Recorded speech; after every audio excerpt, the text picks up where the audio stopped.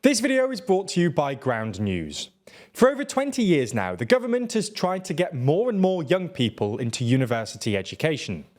Back in 1999, Tony Blair's new Labour government set out a now infamous target of sending half of young people to university, a target that was only met 20 years later in 2019. In theory, the target made sense. From a macro perspective, a more educated population is, all other things considered, a richer one. For individuals, having a degree in your back pocket could mean you get a better paid job, and ultimately living a higher quality of life. However, a lot's changed since that target was set, and new data suggests that actually a university degree is no longer worth quite as much as it used to. So in this video, we'll take a look at the so-called graduate wage premium, whether it pays to go to university anymore, and whether this means that there are too many people in university, as is sometimes suggested.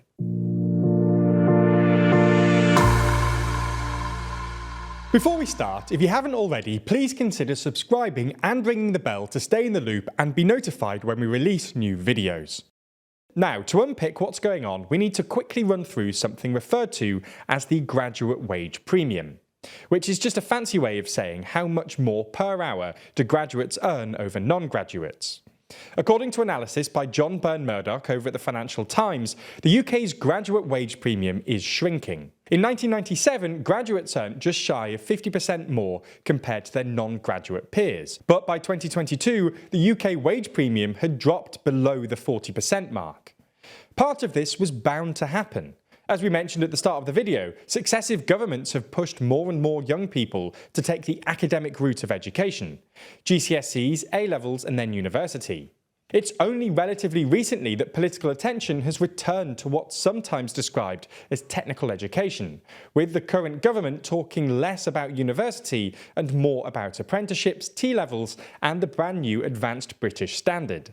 Anyway, the forces of supply and demand apply equally to people as they do to goods, in the same way that an excess of wheat will, all other things being equal, lead to its price crashing. An excess of graduates should see the price of them, i.e. the wage premium over non-graduates, also fall. Well, in theory. The graduate wage premium in the UK has fallen sharply, everywhere except London.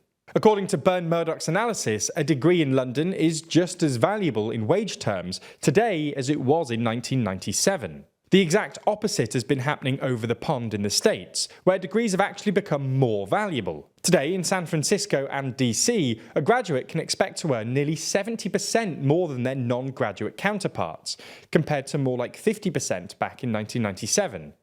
Now, if you're a student in the UK, you might be thinking here, well, sure, but that's because the US education system is super expensive and their wage premium will be eaten up by student debt. But while this idea, that US universities are way more expensive than UK ones, is a popular one, it's not actually entirely true.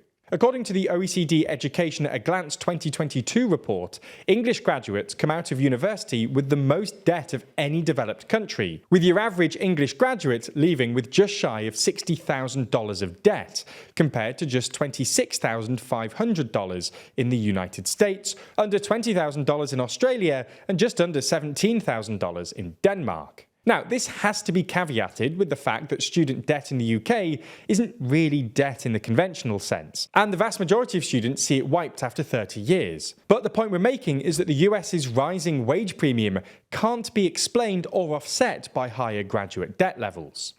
So what's going on here? Why is an academic education becoming more valuable in the US, but less so in the UK? Well, in the UK, commentators often suggest that it's because too many people are going to university. This is what drives the Conservative Party's renewed focus on technical education. They diagnose that the UK has too many humanities degrees, which leads to a shortage of technical skills. So we need to shift people away from university towards technical education. However, if this were the case, you'd expect a similar thing to happen in the US, which has seen a similar increase in the number of university graduates. Today, the share of the workforce, aged between 25 and 59, with a bachelor's degree as the highest qualification, is nearly identical: 27.8% in the UK compared to 27.4% in the US. Add in masters and the figure gets even closer still: 42% in the UK, 41.9% in the US. The fact that American graduates are still earning more suggests that the fall in graduate premium in the UK isn't about supply, i.e. too many graduates, it's about demand, i.e. not enough graduate jobs. In the UK, there's a significant disconnect between being a graduate and doing a graduate-level job. In Yorkshire and the Humber, Scotland, the North East of England and the West Midlands, well over a third of university graduates are working in non-graduate occupations. In the East Midlands and Wales, the number tips over the 40% mark, and ever since the 2008 global financial crisis, these numbers have been rising. In the US, on the other hand, new graduates can easily find new graduate-level jobs, hence their higher pay. But why? Why is it the case that there aren't businesses snapping up graduates across the north of England, for instance?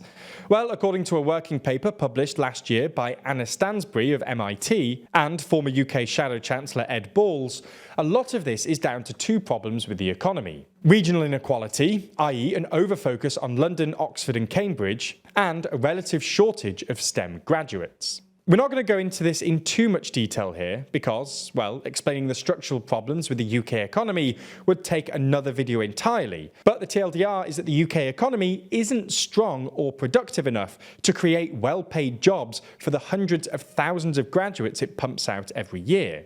This is obviously a problem in and of itself, and it also risks creating an impoverishing feedback loop. If there are few well-paid graduate jobs, the incentive of going to university is lower, which means fewer university graduates, which means lower productivity, etc. Ultimately, the point we're trying to make is that the problem isn't, as is often suggested, simply that the UK has too many graduates. Rather, it doesn't have enough of the right sorts of graduates, specifically STEM graduates, and that the wider economy isn't robust enough to support this many graduates. While the first problem seems to be solving itself, with more and more new students choosing STEM subjects, if the UK wants to get its graduate premium up to American levels, the wider economy needs to improve. Now, the UK economy is obviously widely covered in the media, especially with the upcoming autumn statement. On this story about Chancellor Jeremy Hunt's plans, 25% of the reporting is coming from the left and 50% of the reporting coming from the right. If you compare the headlines, you'll start to see some interesting framing emerge. On the left, you have one outlet stating that Hunt will reject calls to make corporate investment tax cuts permanent. And on the right, you have another highlighting that he's considering a major cut to inheritance tax. This is all possible thanks to our sponsor Ground News, a website and app developed by a former NASA engineer on a mission to give readers an easy, data-driven, objective way to read the news. Every story comes with a quick visual breakdown of the political bias, factuality and ownership of the source's reporting, all backed by ratings from 3 independent news monitoring organisations. I especially like the blind spot feed, which highlights stories that are disproportionately covered by one side of the political spectrum. And this is where information like the factuality score or ownership information becomes so important, because sometimes there's a reason that only one side of the political spectrum is reporting on a story.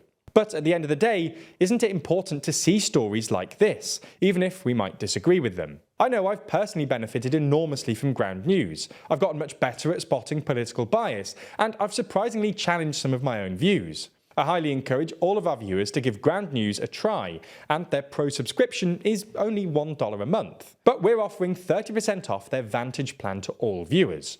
That's under $6 a month for unlimited access to every incredible Ground News feature. This offer is only available here, so make sure you go to ground.news/TLDR or click the link in the description to get started and support an independent news platform working to make the media landscape more transparent.